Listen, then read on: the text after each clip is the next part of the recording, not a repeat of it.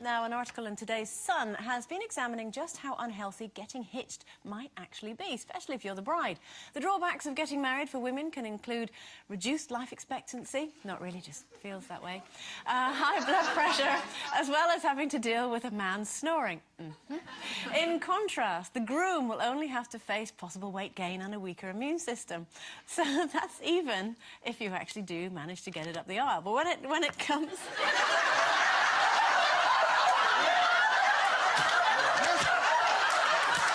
Good.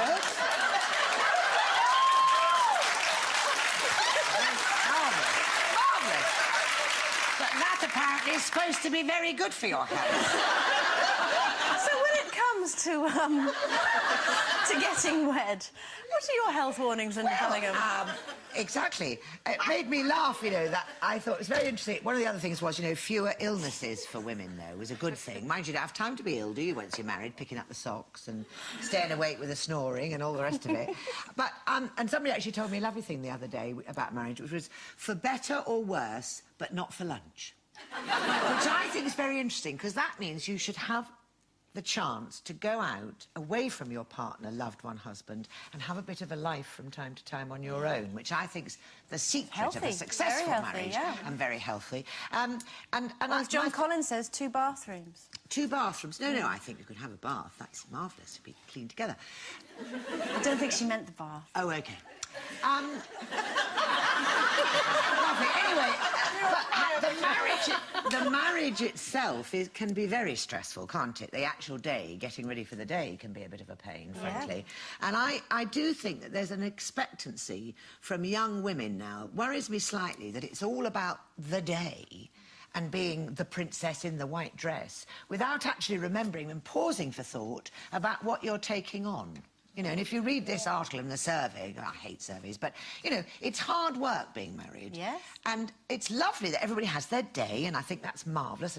But when you're dressing up and doing the whole business and getting stressed and rowing with your Auntie Ethel because actually you haven't got room for her or you've forgotten her, you've got to remember that it's about a commitment to somebody else for life. That would be my... I'm well aware of that, and I'm dying to be married.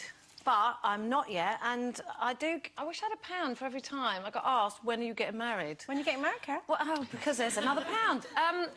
We don't know, because that is stressful. I think it's going to be more stressful getting married than actually being married. You know, being married, you know, we might as well be married now, but getting married... And the problem with me is that my first wedding was so awful that I want to go completely the opposite to that. And, you know, we want to do something that kind of means something a little bit more than going down the local registry office and getting second-hand confetti thrown over you. So I want to do it... there was, absolutely. And I'd like to do something big. But as you say... It becomes too big, and then, you know, where do you want to go? Do you want to go abroad? Do you want to do it at home? Do you want to just have family there? Or, you know, what does family entail? Then everybody wants to come, and it's just... I don't know. We don't know. It's a very stressful time, and I must admit, it is... I think also a lot of people are under this illusion that the whole excitement of getting up to a wedding is going to continue. But after it's all finished, there's, like, such an anticlimax that you come down... For the next 30 years. Exactly. Realise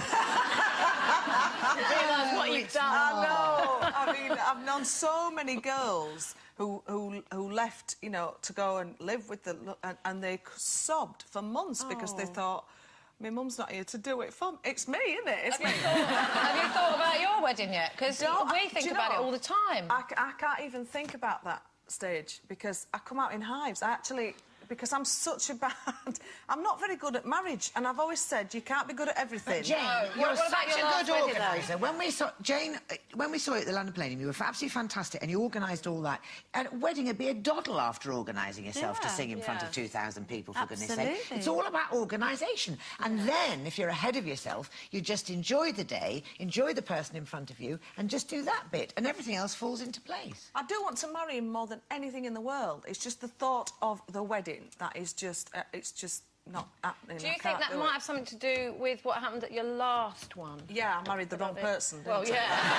In front of what? How many people? I know, Yeah, but I did that twice. Millions, 60 million. Yeah, I just don't... I couldn't... Yeah. No, I'm getting Oh, she's getting hivey. Don't make me do it. Pink spots don't match orange, so we'll move they on. don't. OK, now, if you're not completely...